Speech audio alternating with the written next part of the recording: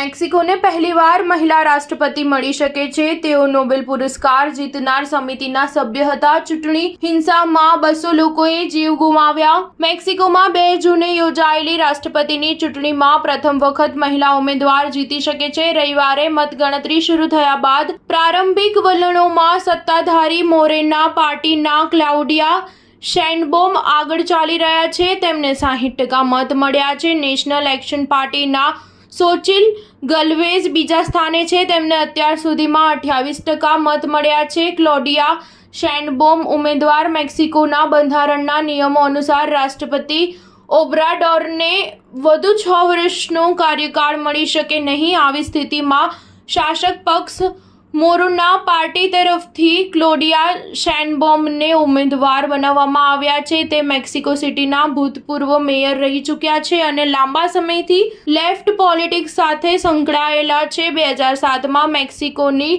ઇન્ટરગવર્નમેન્ટલ સમિતિને નોબેલ પુરસ્કાર મળ્યો હતો, ત્યારે તેઓ તેના સભ્ય હતા। રસપ્રદ વાત એ છે કે તેમનો મુકાબલો અન્ય મહિલા ઉમેદવાર સોચિલ ગાલ્વેઝ સાથે છે। તે જમણેરી નેશનલ એક્શન પાર્ટી તરફથી ચૂંટણી લડી રહી છે અને રાષ્ટ્રપતિ ઓબ્રાડોરની નીતિઓની કટ્ટર વિરોધી છે। તેમજ અન્ય ઉમેદવાર જોર્જ અલ્વારેઝ મિનેજ છે, જેમની જીતની શક્યતા ઓછી હોવાનું કહેવાય છે। મેક્સિકોના ચૂંટણી ઇતિહાસમાં આ સૌથી હિંસક ચૂંટણી હોવાનું પણ કહેવામાં આવી રહ્યું છે। બીબીસીના અહેવાલ મુજબ અત્યાર સુધીમાં લગભગ 200 લોકો માર્યા ગયા છે।